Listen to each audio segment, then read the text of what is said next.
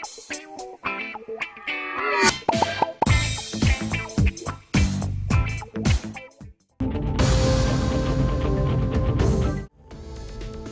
के छत्रपति शिवाजी महाराज बैनुल-अक़वामी हवाई अड्डे पर मुंबई कस्टम्स ने एक ऐसे मुसाफिर को गिरफ्तार किया है जो बैंकॉक से आया था और 4.5 करोड़ रुपए मालियत की हाइड्रोपोनिक चरस स्मगल करने की कोशिश कर रहा था। हुकाम के मुताबिक उसके कब्जे से तकरीबन 15 किलोग्राम ममनुआ नशावर मादा बरामद किया गया, जो कि उसके ट्रॉली बैग में निहायत ही चालाकी से छुपाया गया था। मुसाफिर की मशकूक हरकत के बाइस हवाई अड्डे पर उसके स्पॉट प्रोफाइलिंग की गई, जिसके बाद उसे हिरासत में लिया गया। सामान की चेकिंग के दौरान कस्टम अफसरान ने 14.5 किलोग्राम सब्ज मादा बरामद किया, जिसके बारे में शुबा था कि ये हाइड्रोपोनिक वेड है। एक कस्टम एहलकार ने बताया है कि मंशियात की इब्तिदाई शनाख्त फील्ड टेस्ट किट से की गई, जिसमें ये बात साबित हुई है कि ये मादा दर हकीकत हाइड्रोपोनिक घास या चरस ही है, जिसकी बाजार में गैर कानूनी कीमत तकरीबन 4.5 करोड़ रुपए है। दराए के मुताबिक गिरफ्तार शख्स को मुख्तलिफ दफात के तहत हिरासत में लिया गया। तफ्तीश में उसने कबूल किया है कि उसे इस ममनुआ नशावर अशिया को पहुंचाने के बदले में भारी रकम बतौर कमीशन दी जानी थी।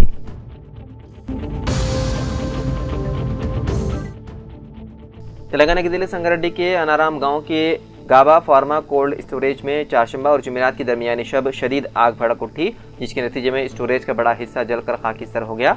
आग ने तेजी से पूरी इमारत को अपने लपेट में ले लिया, जिसके बाद बड़े पैमाने पर फायर ब्रिगेड का ऑपरेशन शुरू किया गया। संगारेड्डी के साथ साथ मिर्चल, मरकाजगिरी और मेदक अदला से भी फायर टेंडर्स तलब किए गए, जो गुज़िश्ता 1 घंटे से ज़ायद वक्त से आग बुझाने की कोशिश में मसरूफ है ताकि आग करीबी सनती यूनिट तक ना फैले। उसके बावजूद कोल्ड स्टोरेज का एक बड़ा हिस्सा खाकीसर हो चुका। स्टोरेज में मुख्तलिफ दवासाज कंपनियों की अद्वियात रखी गई थी, जिनका ताल्लुक संगारेड्डी जिले से बताया गया है। आग लगने के बाद करीब में रहने वाले ईंट भट्टी के मजदूर महफूज मकामात की तरफ मुंतकिल हो गए। बताया गया है कि इस हादसे में ताहाल किसी जानी नुकसान की इत्तला मौसूल नहीं हुई। आग लगने की वजह का पता नहीं लगाया जा सका। शुबा जाहिर किया जा रहा है कि यह आग शॉर्ट सर्किट की वजह से लगी होगी। फायर ब्रिगेड और मुकामी हुकाम तहकीकात में है मसरूफ।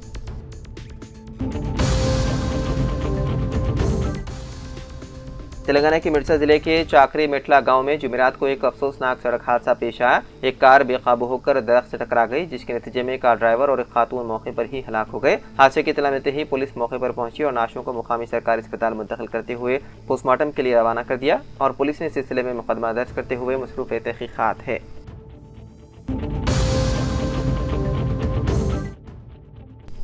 हैदराबाद के अब्दुल्लापुर मेट पुलिस स्टेशन हदूद में एक बस कंडक्टर की दिल का दौरा पड़ने से हो गई मौत। पुलिस के मुताबिक तुमला बालराज नामी शख्स, जो रंगारेड्डी जिले के इब्राहिमपट्टनम मंडल के दुंदू मेलाराम गांव का रहने वाला था, हयातनगर डिपो में आरटीसी कंडक्टर की हैसियत से खिदमत अंजाम दे रहा था। वो हस्बे मामूल ड्यूटी पर था और दोपहर में बस ड्राइवर ए उपेंद्र के साथ मिलकर ड्यूटी पर चार्ज लिया। रात तकरीबन 11:15 बजे वो दोनों अब्दुल्लापुर मेट में वाक़े JNNRUM कॉलोनी में बस नाइट हॉल्ट के दौरान आराम कर रहे थे।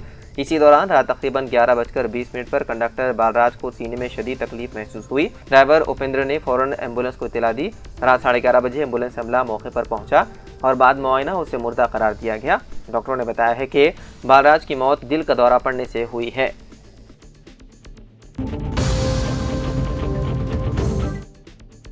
तेलंगाना को दरपेश माली बोझ कम करने के लिए वज़ीर आला रेवंत रेड्डी की जानिब से की गई मुसलसल कोशिशें बिलाखिर रंग लाई। मरकज़ी हुकूमत ने BRS हुकूमत के दौर में लिए गए ज़्यादा सूद वाले कर्जों को रीशेड्यूल करने की इजाज़त दे दी।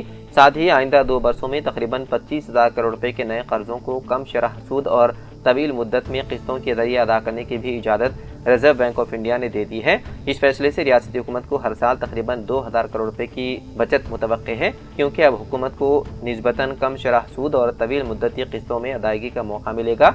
इस महीने की 5 तारीख को RBI ने पहले मरहले में 5,000 करोड़ रुपए जारी कर दिए, जिसे हुकूमत ने रूरल इलेक्ट्रिफिकेशन कॉरपोरेशन से लिए गए ज्यादा शरह सूद वाले कर्जों की अदायगी की। रियासत में कांग्रेस की हुकूमत आने के बाद BRS दौर में लिए गए कर्जों का बारीक बीनी से जायजा लिया गया। इस दौरान पता चला कि साबिक़ हुकूमत ने मुख्तलिफ कॉरपोरेशन के नाम पर खानगी फाइनेंसिंग कंपनियों से मनमानी शराइत पर महंगे कर्ज लिए थे। उन कर्जों की वापसी का मुआहदा सिर्फ 10 साल की मुद्दत में और 11% तक सूद पर किया गया था, जो रियासती खजाने पर भारी बोझ बन चुका था।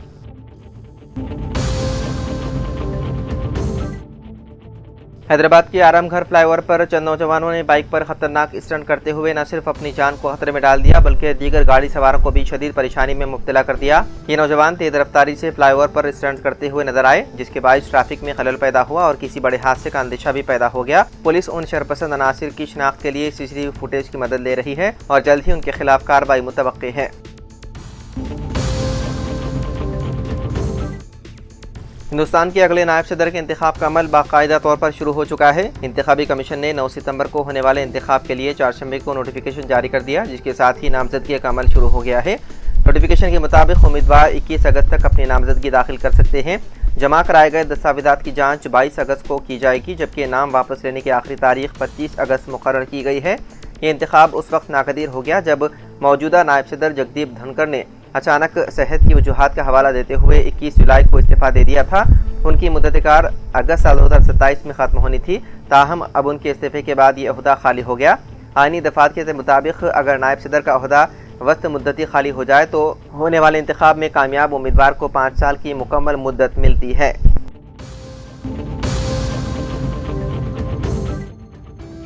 तेलंगाना के कोटला टाउन से ताल्लुक रखने वाले श्रीरामुलु श्रीधर गुज़िश्ता कई बरसों से गल्फ में मेहनत मजदूरी कर रहे थे। मंगल को तकरीबन 1 बजे वो दमाम से हैदराबाद के लिए परवाज में सफर कर रहे थे कि अचानक दौरान सफर ही उन्हें दिल का दौरा पड़ा। जब श्रीधर ने सांस लेने में दुश्वारी महसूस की तो उन्होंने जहाज के अमले को मुत्तला किया। फौरी तौर पर पायलट ने इमरजेंसी की बुनियाद पर जहाज को मुंबई एयरपोर्ट पर उतार दिया। मुंबई एयरपोर्ट पर मौजूद डॉक्टरों ने फौरी तौर पर CPR फराहम की, मगर कोई असर नहीं हुआ और उन्हें मुर्दा करार दिया गया। पसमानदगान में अहलिया और 2 बेटियां हैं। उनका ये अचानक और अलमनाक इंतकाल खानदान के लिए निहायत सदमा के बाइस बन गया है।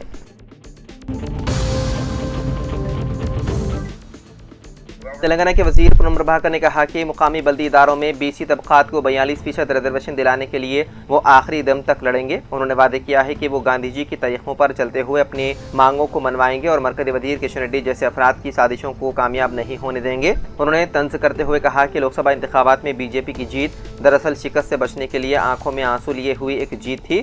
शुमाली हिंद की कई रियासतों में BC तबकात ने BJP को मुस्तरद कर दिया और अगर रिजर्वेशन में इजाफा किया गया तो आने वाले इंतखाबात में BJP को शिकस्त यकीनी है। पूनम प्रभाकर ने दिल्ली में मीडिया से बात करते हुए किशन रेड्डी पर तनकीद की।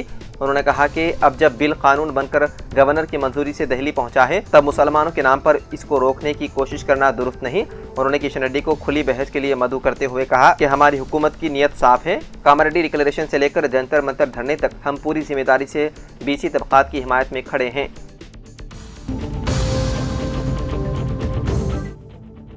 निर्मल जिले में एक काबिल भरोसा सानिया ज्वेलर्स जो कम वक्त में बिला लिहाज अवाम का काबिल एतमाद शोरूम का मकाम हासिल कर लिया। अवाम कोई तबके से हों जेवरात की बिला झिझक खरीदी किया करते हैं, जिसका सहरा मालिक सानिया ज्वेलर्स M.A. सादिक के सर जाता है। जनाब M.A. सादिक की आज सालगिरह थी। उनकी सालगिरह की तकरीब मुकामी दफ्तर सियासत निर्मल में मनाई गई।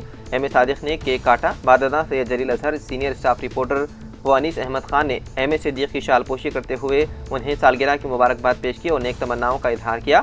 इस मौके पर अलहाज अब्दुर्रहमान मालिक Madina hotel, Bahauddin builder, Syed Tajdar Aamir, Syed Ismail Nasir division reporter के अलावा हाफिज सैयद नसीर भी मौजूद थे।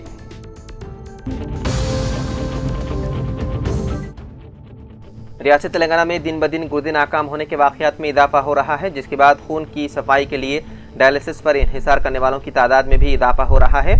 अवामी मुंतखब नुमाइंदों की जानिब से हुकूमत पर दबाव डाला जा रहा है कि वो अदला के सरकारी हॉस्पिटल्स में डायलिसिस की तादाद में इजाफा करें। राजीव आरोग्य ट्रस्ट डायलिसिस आलात की तादाद में भी इजाफा करने के लिए महकमे सेहत की जानिब से बड़े पैमाने पर इक़दाम किए जा रहे हैं। ताज़ा तौर पर नलगुंडा पर 5 नए डायलिसिस आलात का इजाफा किया गया। रियासत में 16 डायलिसिस सेंटर्स का इफ्तिताह किया गया है, जिससे रियासत में डायलिसिस सेंटर की तादाद बढ़कर 100 तक पहुँच चुकी है। मादी में 84 सेंटर्स में जुमला 572 डायलिसिस आलात मौजूद थे। इसके बाद मजीद 45 आलात के साथ 3 नए डायलिसिस सेंटर्स का इफ्तिताह करने की तैयारी की जा रही है। डायलिसिस खिदमात को हुकूमत ने साल 2009 में शुरू किया और इसको आरोग्यश्री स्कीम से मरबूत किया, जिसके तहत खिदमात हासिल करने वाले मरीजों की तादाद 7041 है। माहाना 55,000 सेशंस के लिहाज से रोजाना औसतन 1800 साइकिल्स डायलिसिस की खिदमात फराहम की जा रही है।